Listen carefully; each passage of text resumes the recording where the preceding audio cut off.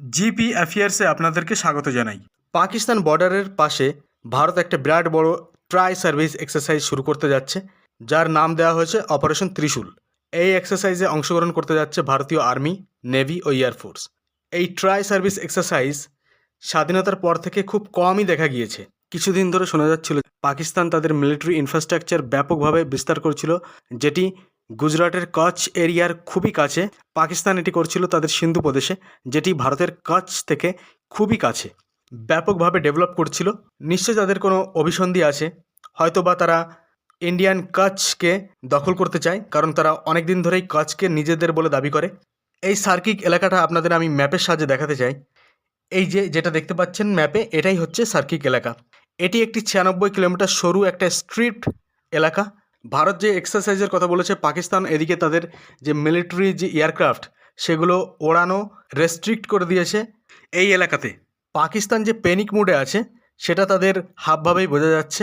পাকিস্তানি যে navy chief admiral Navid Ashraf, তিনি সার্কিক পোস্ট পরিদর্শন করতে এসেছেন। এদিকে ভারতও রিসেন্টলি ৭৯,০০০ কোটি টাকার একটা ডিফেন্স ডিলকে অনুমোদন দিয়েছে, যেটি রাফলি $9 বিলিয়ন হয় যদি ডলারে কনভার্ট করি। একদিকে এত বড় ডিফেন্স ডিলকে অনুমোদন দেওয়া, এদিকে আবার এক্সারসাইজ শুরু করা। ভারত কি তাহলে আবার কি বড় সড়ো অ্যাটাক করতে যাচ্ছে পাকিস্তানে? কারণ হাবভাবে তাই বোঝা যাচ্ছে। ভারত যেসব অস্ত্র কেনার অনুমোদন দিয়েছে সেটা হচ্ছে S-400 ভারত তো রাশিয়া থেকে কিনেছিল, কিন্তু আবার নতুন করে S-400 রাশিয়া থেকে কেনা হবে। তারপরে ইন্ডিয়ান নেভির জন্য যুদ্ধজাহাজ, সোয়াম ড্রোন, ওই কামাকাজি ড্রোন টাইপের ড্রোন, আবার যে অ্যান্টি ট্যাঙ্ক মিসাইল যেটাকে নাগ মিসাইল বলে, সেই মিসাইলও কিন্তু ভারত কিনতে যাচ্ছে। একদিকে এক্সারসাইজ, পাকিস্তান সীমানায় ভারত নটা মিশু জারি করে দিয়েছে, এদিকে ভারত অস্ত্র কিনছে। নিশ্চয়ই বড় কিছু হতে যাচ্ছে। একটা ভালো খবর এই যে ৭৫% যে অস্ত্র কেনা হবে সেটা ইন্ডিয়ান কোম্পানি থেকে কেনা হবে।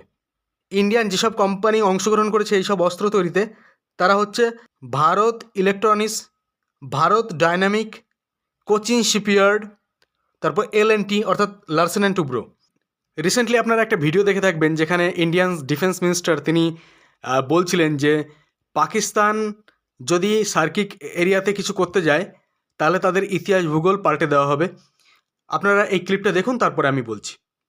साथियों, आजादी के 78 साल बीत जाने के बावजूद सरक्रीक इलाके में सीमा को लेकर एक विवाद खड़ा किया जाता है।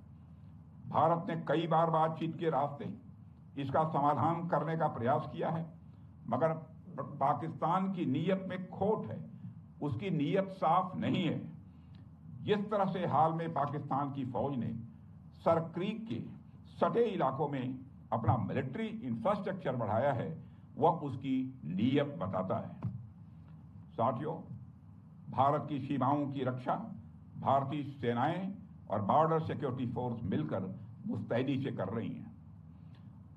अगर सरक्रीक इलाके में पाकिस्तान की ओर से कोई भी हिमाकत की गई तो उसे ऐसा करारा जवाब मिलेगा कि इतिहास और भूगोल दोनों बदल जाएंगे मेरे साथियों। और 1965 की जंग में भारत की सेना ने लाहौर तक पहुंचने का सामर्थ्य भी दिखाया।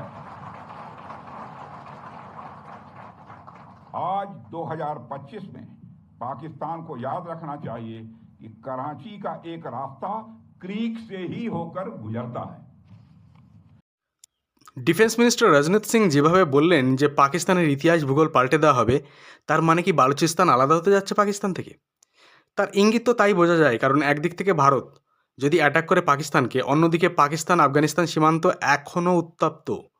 এই মুহূর্তে যদি দুই সীমানায় যুদ্ধ শুরু হয়, আর এদিকে বালুচ লিবারেশন আর্মি, তারপরে পাকিস্তানের ভিতরে যে বিভিন্ন সন্ত্রাসী গোষ্ঠী যেমন টিটিপি কিংবা অন্যান্য যেসব সন্ত্রাসী গোষ্ঠী, এরা সবাই মিলে যদি অ্যাটাক করে, তাহলে পাকিস্তান কি সে অ্যাটাক সহ্য করতে পারবে? আমেরিকার সাপোর্টে বা চায়নার সাপোর্টে তারা কতক্ষণ টিকে থাকবে? আমেরিকা তাদের সাপোর্ট তো 1971 সালেও করেছিল, তাই বলে কি পাকিস্তানকে দুভাগ হওয়া থেকে আমেরিকা তাদেরকে বাঁচাতে পেরেছিল?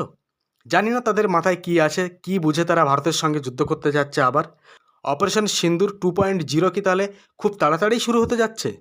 যদি তাই হয়, পাকিস্তানের জন্য যে একটা ভালো ফল বা ভালো রেজাল্ট অপেক্ষা করছে না, এটা একজন অবুঝ ব্যক্তিও বুঝতে পারেন।